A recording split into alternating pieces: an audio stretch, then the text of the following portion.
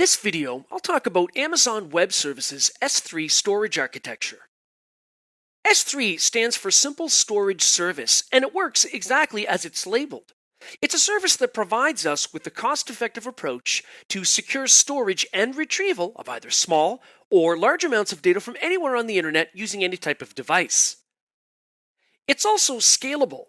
We can store more and more data as we need it, and therefore we're only charged based on what we are using. There are some key terms we should be aware of related to S3, such as an object. In S3 parlance, an object is an entity stored in Amazon S3. So for example, a file that we've uploaded and stored in the cloud. A bucket is a container for storing these objects in the S3 environment. We can build multiple buckets to organize different types of content or entities that we want made available in the cloud. Keys are unique identifiers, and they allow programmatic access to S3 content, either for us if we build a custom solution, or if we're using a third-party tool that talks to S3. With S3, we can store our data in multiple regions. This way, we've got some safety in terms of the fact that the data isn't stored in only a single place.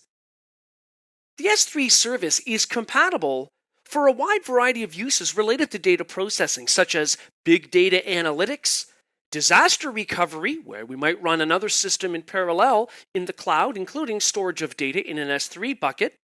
It can also be used for content distribution to place content close to users geographically, such as content on a website. We can also use S3 as a repository for backup as well as for archiving. So S3 then can be used as a standalone service where we simply upload content, or it can be used in conjunction with other services like Amazon Glacier for archiving, or Amazon Elastic Block Store, which allows us to create volumes that we can attach to EC2 instances. EC2 instances are essentially virtual machines that we launch in the cloud. S3 can also be used by other third-party applications. S3 can handle a peak request time of up to 1.1 million requests concurrently. It can also store more than 2 trillion objects. To track our usage over time, we have logs that get created with each and every request on Amazon S3. From the AWS Web Management Console, we can access S3 under the Storage and Content Delivery section. So I'll go ahead and click on S3. In the S3 Management Console, we'll see any buckets that we've created previously. So for example, if I click on one of my buckets, it opens it up